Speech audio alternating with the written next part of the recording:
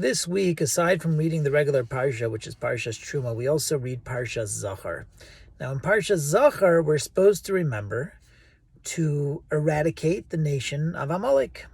We have this commandment, this mitzvah that we're supposed to remember at least once a year to make sure we remember that we have a job to abolish the name of Amalek, I guess our arch nemesis throughout our history, and that will be till the bitter end.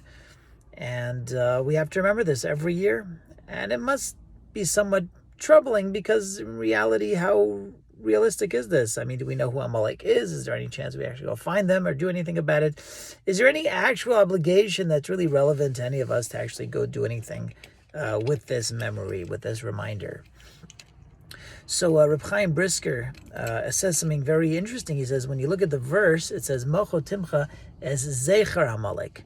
Our job is not necessarily to only eradicate the physical nation of Amalek, which may or may not be relevant, but there's actually a mitzvah to eradicate the Zachor, the memory, the concepts, the philosophy of Amalek. That's actually what the job is. So it's not only the nation as they are, but more specifically the ideology of Amalek and what they left behind. When we look in the verse, it says, what did Amalek do? It says in the Torah, Sher karcha baderech. They, it seems to imply that they attacked us, but he uses the word karcha baderech. So there are different ways to understand what this word karcha means. One of the ways to understand what the word karcha comes from a word kar, like cold. They cooled us off. You know, here we came out of Egypt. We had God on our side doing all these miracles. We knew God was running the show. And they kind of cooled our spirits with this battle that was a difficult battle. And we kind of got cooled down from our status. And that's what we're so upset about, that they cooled us down from that understanding, that clarity that we had. Another understanding, karcha comes from an expression of mikra. Mikra means it's all a matter of a coincidence, how things happen by coincidence, how there's no God running the show, but it's mere coincidence. And that was one of the explanations of what karcha means. Another explanation, this one doesn't seem to fit in at all, but it says they actually introduced the concept of mishkav zachor, a concept of, can we say, same-sex marriages in the common vernacular. This is something they introduced when they were cooling off our spirits. They introduced this concept as well, and something that seems completely out of place. What does that have to do with anything here, right? What is that, how does that fit into this whole narrative? So I heard a very important explanation. I think it's something very true, is that all of them actually fit into something very, very, actually a very clear structure. See, what Amalek was all about is, the Jews came out of Egypt. They said they was clear to them. God ran the show. God did all these miracles. God, split the sea at the Red Sea. I mean, it was so clear that God was running the show step by step. They had the man that came down from heaven. Everything was very, very clear that God was running the show. Amalek's philosophy, if Amalek fights one thing, it's that clarity in the world. It's the clarity that we come with, that God runs the show. The Amalek is the ideology, that approach that says, no, that's not a God, it's just coincidence. And that's the mikra we mentioned, the coincidence. Everything's just coincidence.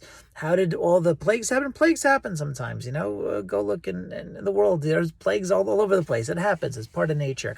How did the sea split? That too can be explained from everything can be explained from a scientific point of view. There's nothing to get all excited about. It's all just coincidence. The whole philosophy of Amalek is just to remove God from the picture, so that explains at least the concept of why mikra, they cooled us off. Certainly they took away some of that energy that we had. But what's with the mishkav zachor? What's with the same-sex marriage? What does that have to do with anything? How do they brought that to the world as well? What does that have to do with anything? So if you think about it, I mean, it's also a big political topic. I know it's not being politically correct to even discuss this, but the fact is, it's on the news, right? Why is it such a topic on the news? Why is everybody discussing it? How come I feel like I have to cover my kids' ears every time the news goes off? Like they identify people. Well, first of all, what does he do for a living? And what is his sexual preference? These are the two things that right away pop up about everybody. Why is this such an issue? Why is we have to discuss so much? Why can't it be, okay, good, you have that preference. Keep it to yourself. Keep it in your house. I don't want to know it. But why does it have to be something that we all talk about? And what it seems to be, and this is really the battle that's going on to this very day, is the understanding. If you look at the world, it's very clear we were created in a very specific way. We were created, Zachor and Nekeva, man and woman are clearly made to create, to procreate. We were created with a very clear function. It's very obvious that when a man and woman get together, they create children and offspring, and the generations can continue, and our whole world can continue to exist generation after generation. And clearly God created with a very clear plan. If you look at the world with God created it, it's very obvious what he had in mind. Right, the concept of anyone who's arguing, for choices and for all these other options is basically saying, well, no, it's just we have a world and we have a right to do whatever we want with it. There's no God instructing us or implying that there's any one specific way. We can do it this way, do it that way, and that's really the battle. The battle is trying to remove God from the picture, and that's the battle to this very day. The reason why this is such a topic, it's not so much to permit or make this accepted or not accepted. It's to bring the attitude, the Amaleki philosophy into the world, that there is no prescribed approach in this world. Everything is up for grabs. We can do whatever we want. That's the Amalek philosophy, and that exactly is the mitzvah to this very day, to eradicate the memory, the philosophy, the ideology of Amalek. I wish everybody a wonderful Shabbos.